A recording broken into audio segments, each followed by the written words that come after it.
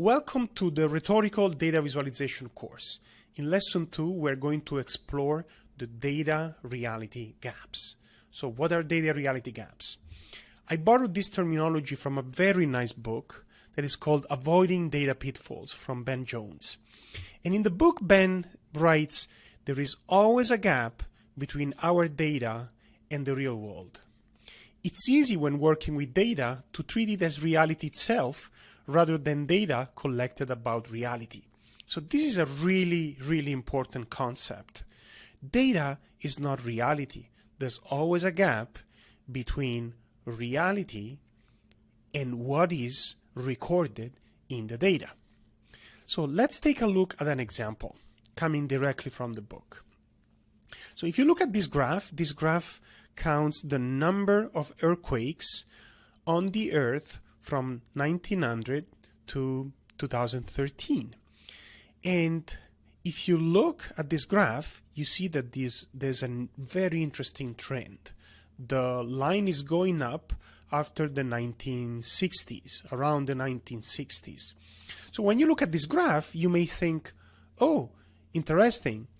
This means that on the Earth, the number of earthquakes that are happening on the Earth is increasing. Wow, is that dangerous? Well, it turns out that no, what is increasing is not the number of earthquakes, but our ability to detect earthquakes at a given magnitude range. So here, if you look at the line in yellow, that represents the earthquakes of magnitude between 6 and 6.9, you can see that what increased is just the quality or ability of our technologies to detect earthquakes at this level of magnitude. So it's interesting here. So we see a graph and we interpret it in the wrong way. We interpret the data in the wrong way. And there is a disconnect between what we think the data represents and what the data actually represents. There's a disconnect between reality and our interpretation of reality through the data. One way I like to talk and think about this problem is that there's a disconnect in mental gaps. So let me walk you through a few steps. So typically what happens is that we have the real world and there's some process and techniques and tools that transform elements of the real world into data. And data that we call raw data because it's exactly the values that have been collected from sensors or other data collection mechanisms. Now, typically what happens is that the raw data is transformed into something that we can call derived data. And then it can be us or somebody else who is creating visualizations of this data. And there's always someone who is interpreting the data by looking at these visualizations. But what happens is that in our head, the way I like to think about this problem is that we have two mental models. We have the model of the world, which is how we think the model works, our common sense. That's one way to describe it. And there's also our model of what the data describe. Now, what happens is that sometimes there's a gap. There's a gap between our model of the world and the model of the data. And what happens is that typically the source of this gap comes from the way the data has been collected and the way the data has been transformed to create derived data. And that's going to be the main thread that we're going to follow in the rest of the lesson.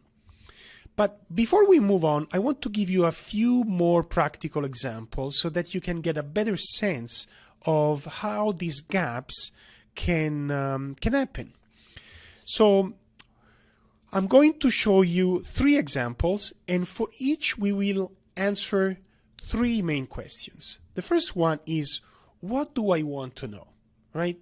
So we collect and explore and visualize data because we want to know something. So what do I want to know? What is my question? And then we have, what is in the data?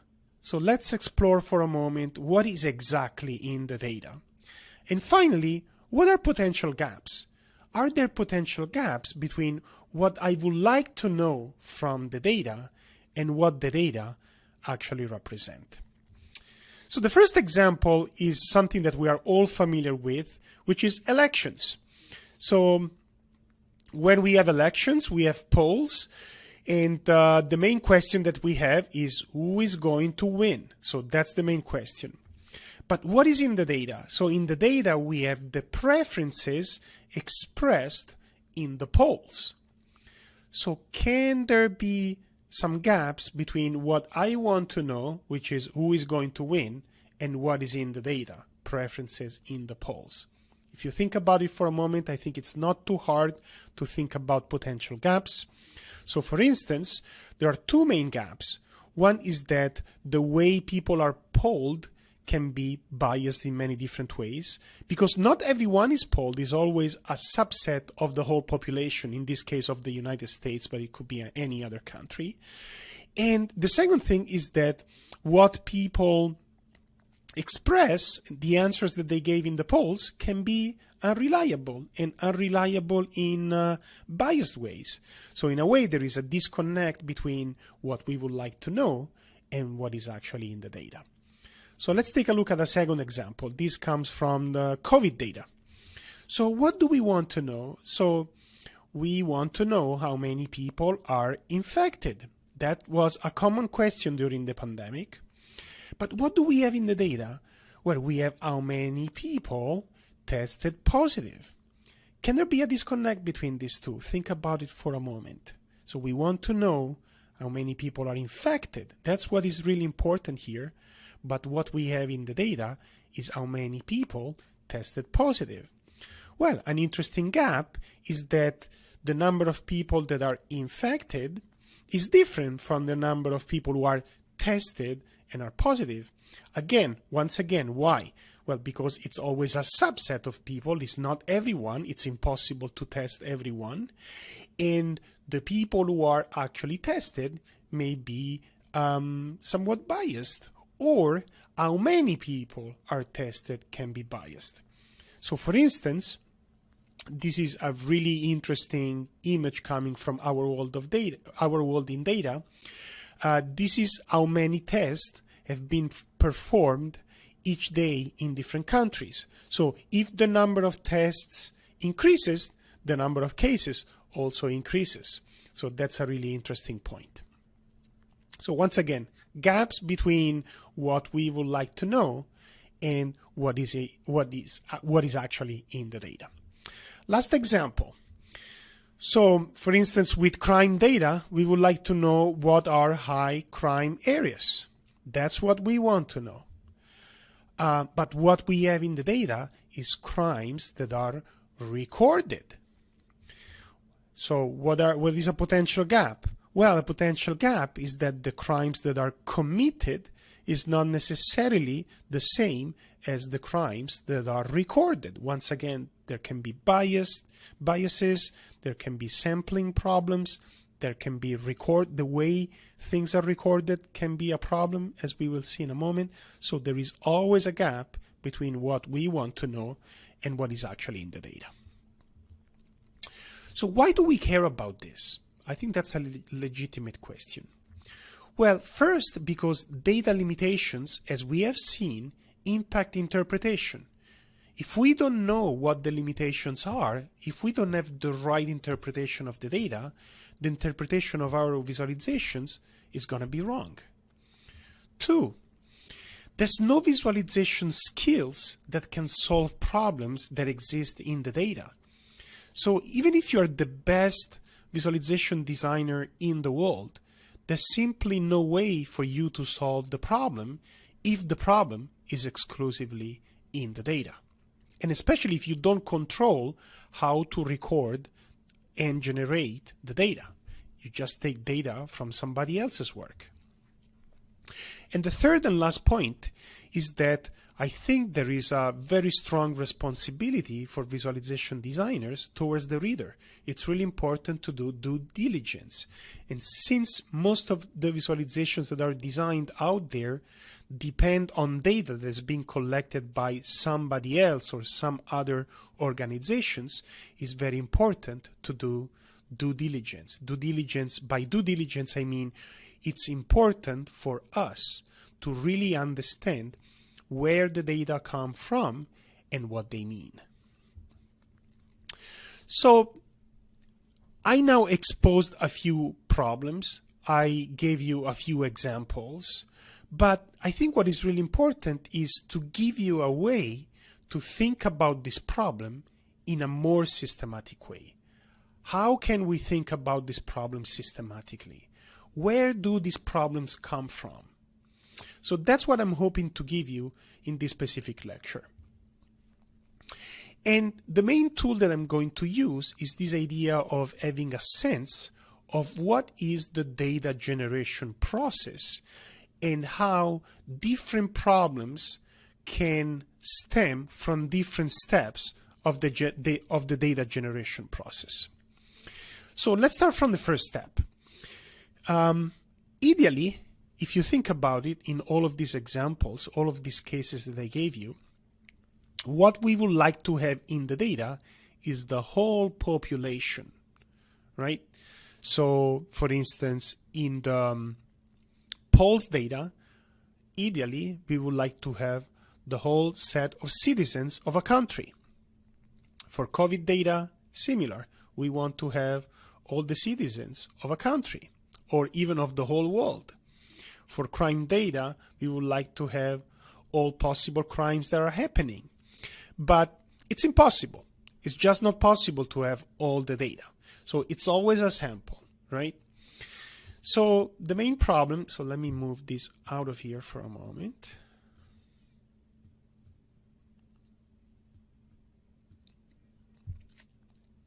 Okay.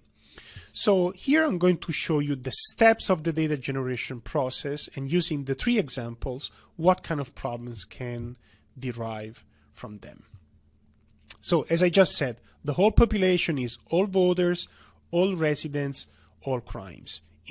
Basically impossible to record in the data. So after that, what do we have? We have some selection.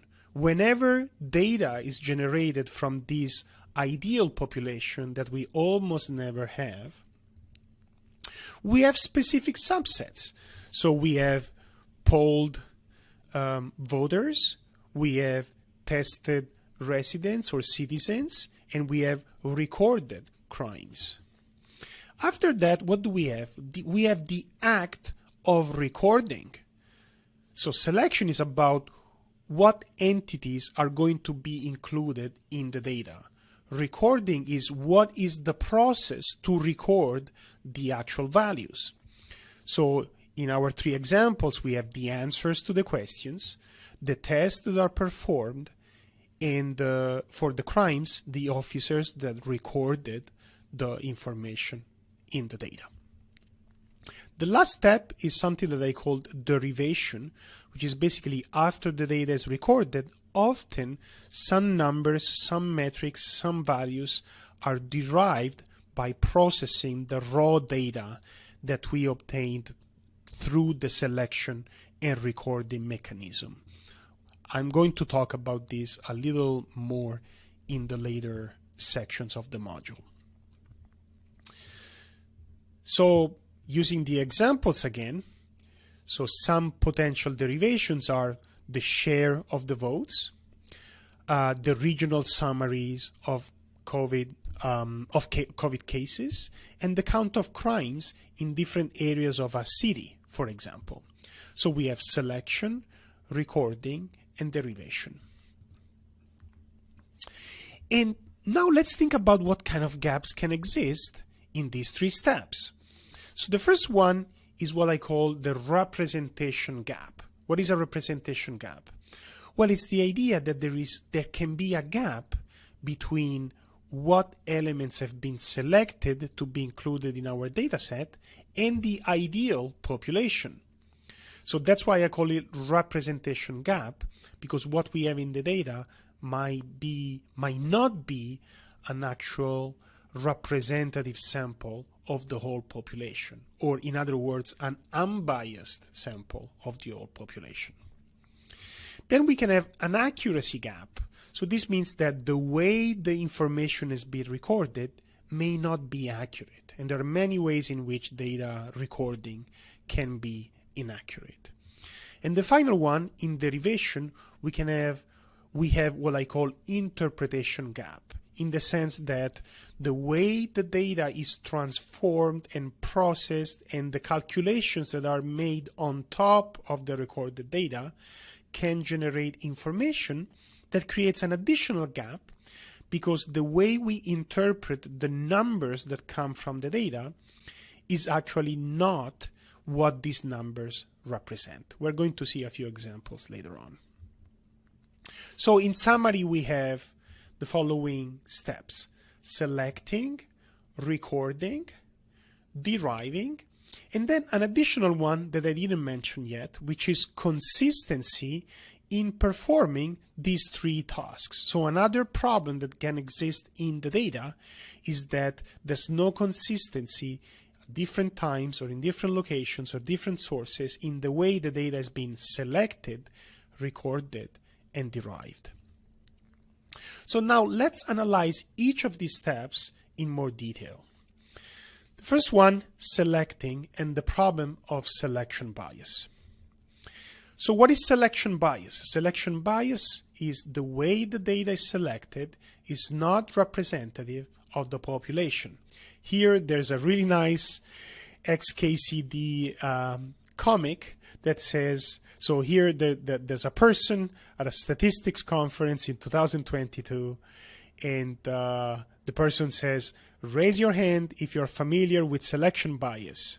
And everybody raises their hand. And then the person says, as you can see, it's a term most people know. Well, not really, because it's a very biased sample. So it's not most people, because most people is just general population. But the audience that is in the room is people who are attending a statistics conference, which is not representative of the whole population. So this is where selection bias comes from. So going back to the three examples, just to reiterate, how does selection bias manifest in the three examples? Well, in the polls data, we have the difference between the people who answered and all the voters. In the second example, we have a difference between the people who are tested and the whole population. There can be a bias there.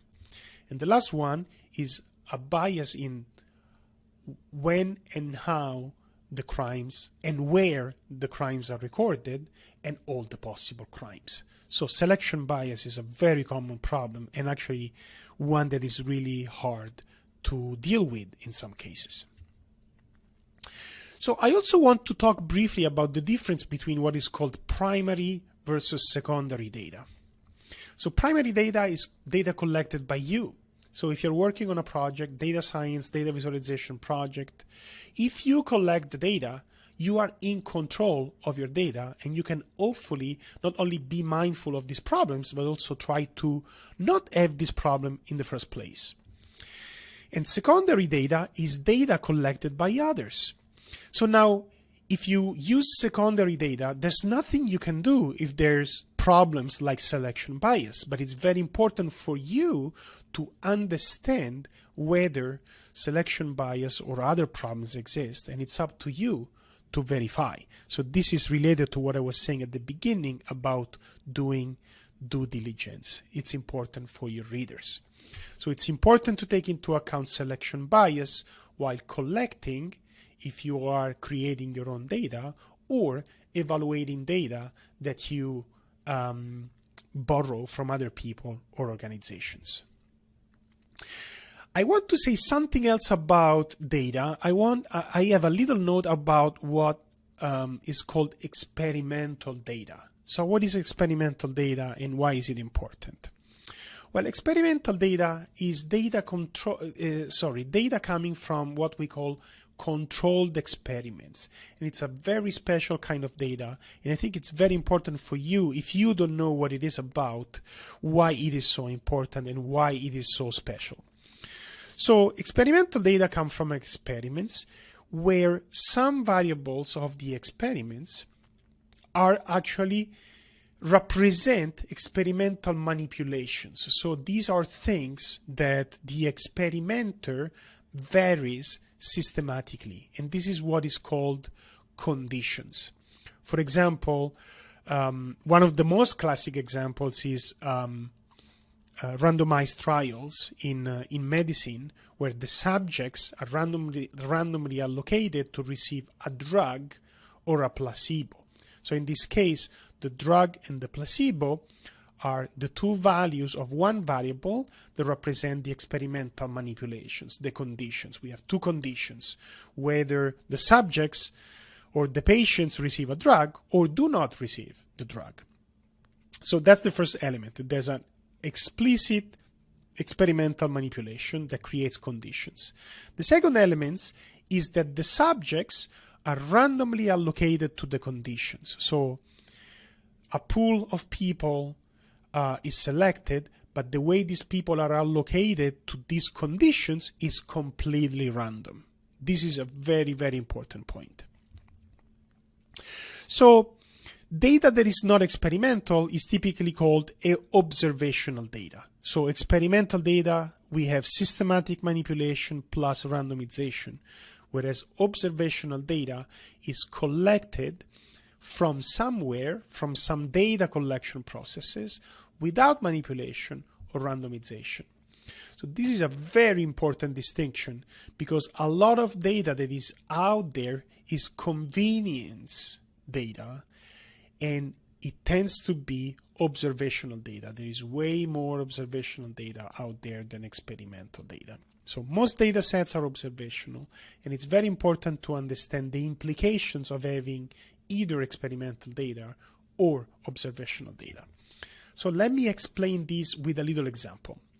So on the surface, two data sets may look exactly the same, and this is where the problem is, that you can have data sets that look exactly the same, but what you can infer or do with these data sets is completely different. So this is an example, a synthetic example that I created to explain this idea. So imagine that we have an experiment, a very simple one, where different patients are given either a drug or a placebo, as I said before. And what we are recording is the recovery time. So how long it takes after taking the drug or the placebo to these patients to recover from something. Okay? Now imagine that instead of collecting data from an experiment, I just look at an existing database. Maybe I have electronic health records coming from an hospital, very convenient, where interestingly I have exactly the same information, right? So I have a pool of patients that have a given problem, the same problem that I'm studying in the experiment, and I can distinguish between patients that received the drug or did not receive the drug. And I can look in the data, in the electronic health records, once again, the recovery time. So look at these two tables. They look exactly the same, exactly the same. But there's a really big difference, and what we can infer from them is really different. So with experimental data, we can link directly the manipulation and the effect causally. So this means that we can, with much more strength, identify directly a causal link between the intervention and the outcome. But when we have observational data, we are never sure whether the intervention is the main effect behind the outcome. Why? Well, because we didn't allocate these patients, these people randomly to these two conditions. So it's possible that the reason why, in our specific example, a patient received or did not receive a drug is correlated with something else, and that something else is the main cause behind the differences that you find in recovery time. So very important. So when you look at a data set or you create a data set, it's very important to distinguish between data that is experimental and collected through an experiment and data that is only observational. The main difference between these two is what you can infer from these data sets. So why is it important? The first thing is that nothing in the visualization or even in the data signals that a data set is experimental or not. Second, when we visualize associations between variables, we must consider what process generated the data. Once again, if the process that generated the data is experimental, we can infer something. If it's not, it's much harder to infer something like that. Second step is recording. And when we talk about recording, we have to talk about the problem of reliability. So when we talk about reliability, I like to think about it in terms of who or what collected the data. For instance, we can have humans that recorded the data. So imagine that there's a person that goes around and collects data manually or asks people certain questions and records them in either on paper or some electronic device. Or we can have humans using tools, or we can have machines that are automatically recording data. For instance, when we have sensors, temperature sensors or noise sensors or any other sensors out there. And when humans collect data, there can be human errors. When humans using tools are collecting data, there can be a human error or a tool misuse. And when machines record data, there can be a misconfiguration, a malfunctioning, or even some other effects, contextual effects that we can't anticipate. The second question is from whom or what or where the data is collected. And once again, here we can have data collected from humans, and some of this data can be subjective when we can ask humans to express something, and this can be imprecise or incomplete or biased. So in the example that we saw at the beginning about polls during elections, this is a perfect example. We ask a question, and it's possible that people are just not telling us the truth. So whatever is recorded is very imprecise or incomplete or biased. Or every time we run a survey of some sort, we can have this problem. Or we can collect data from humans, but it's data that is objective. So if I collect temperature, body temperature from a person, well, that's objective, right? And the last one is collecting from the environment or from objects or from specific events. So when we talk about reliability, it's important to distinguish between all these classes. So going back to our examples, so we can have reliability problems in terms of how people respond in the polls. We already mentioned that. For COVID-19, we can have COVID-19 data. We can have problems in terms of how the tests are performed. Maybe the humans that are performing the test, or some of them in some systematic way are making some errors, or the way the data is recorded contains some errors. And the last one, the reliability of the officers who are recording the data, or maybe someone who is processing the data after the officers recorded the data, can generate reliability problems. Now, the third step is what we call deriving. And the main problem here is cognitive gaps, as we mentioned at the beginning. So what happens here is that sometimes we have data sets that contain numbers that are generated from complex aggregations or calculations or adjustments. Here I recreated a similar pipeline diagram as the one that we had at the beginning. So we have the real world, and then we have some sensing and collecting process that generates some raw data. But now this raw data is often integrated with some other data. There are some adjustments, there are some calculations, and there's something that we call derived data. And what can happen is that there's a cognitive gap between what we think certain numbers represent and what they actually represent. So let's take a look at a few examples. So here I took as an example, what is called the Human Development Index, which is one number that is supposed to represent how developed a country is. And here there's a map that I took from Wikipedia that basically maps these values across the globe. And as you can see at the bottom right, there are values that go from almost 0 up to almost 1, right? And when you look at this, you may take this at face value and say, oh, wow, interesting. But then the problem is that if you look at how this single number is calculated, it comes from very complex calculations. So this is a diagram that tries to give you a sense of how the index has been developed. So there's one part of the index that basically captures the health aspects of a population. The second one captures education, the level of education of a population. And then they have other parameters that represent mostly the wealth of the population in this country. And there are many steps here, processing steps and adjustments to come up with one single number. So when we look at this number, we can directly associate this number with some concept that we have in our head. But the problem is that this single number comes from very complex calculations that aggregate and combine the raw data, the raw values that have been collected somehow, somewhere from a data collection mechanism.